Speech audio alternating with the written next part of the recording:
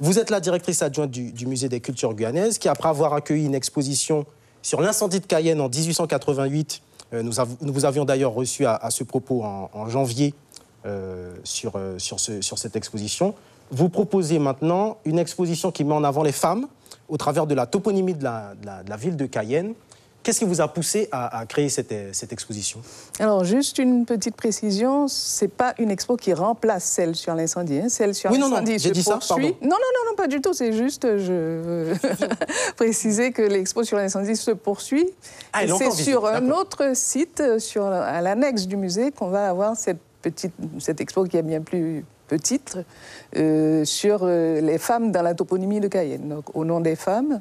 Alors le fait qu'elle soit plus petite, ça démontre déjà qu'il y a un souci sur la présence des femmes dans les rues de Cayenne? Non, pas du tout. C'est juste que les espaces du musée sont contraints et puis c'est une expo qui demande moins d'espace, voilà. Oui, vous nous disiez ce qui vous a poussé à créer cette expo. Alors, c'est une longue histoire. Enfin, bon, on va essayer de faire court quand même. Alors, j'avais fait il y a quelques années une conférence sur Madame Paillet. Et ce qui m'avait amené à m'interroger sur quelles étaient les autres femmes dont les noms avaient été donnés à des rues à Cayenne. Et j'avais été toute étonnée de plus j'en cherchais et moins j'en trouvais, quoi. À l'époque, il y en avait 8. Maintenant, il y en a 12.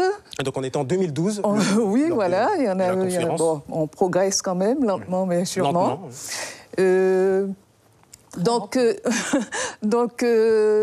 ce moment-là, je me suis dit qu'il y a quelque chose quand même, il y a un problème à poser, quoi.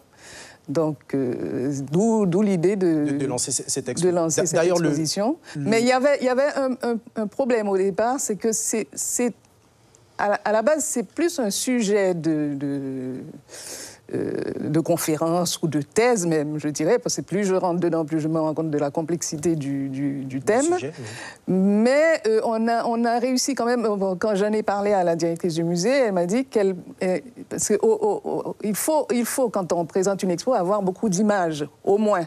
C'est pas beaucoup de texte, c'est beaucoup d'images, c'est des objets, c'est des choses comme ça. Et là, c'était difficile. Et là, c'était a priori difficile, mais bon, Madame Jean-Louis m'a dit, bon, je vais me rapprocher des familles. Et elle a fait vraiment un gros travail de collecte. Donc, on pourra vraiment mettre des visages et des parcours sur ces noms. Parce qu'un des problèmes, quand même, à souligner dans la toponymie de Cayenne, c'est que les panneaux eux-mêmes, indicateurs, ne donnent pas d'informations sur les gens. C'est juste un nom, un prénom, parfois Madame une telle, mais on ne sait pas qui c'est. Ou d'ailleurs, on pense à Madame Paillet. Alors, j'ai découvert en regardant un petit peu qu'apparemment, elle a bien un prénom, cette dame, c'est Suzanne. Oui, c'est Suzanne. Est-ce que vous pouvez nous donner quelques autres exemples? Je pense à Lydie Pigevin, que j'ai trouvé moi-même, première sage-femme de Cayenne, mais c'est vrai qu'il faut chercher pour trouver... Voilà, première sage-femme professionnelle de Cayenne, effectivement, à l'époque où les femmes, surtout, accouchaient chez elles. Et qu'il n'y avait pas les moyens de transport, ni les moyens de communication d'aujourd'hui, donc c'est pas évident. Et c'est, entre autres, la première femme à avoir eu, la première Guyanaise à avoir eu la Légion d'honneur. Donc ce n'est quand même pas rien.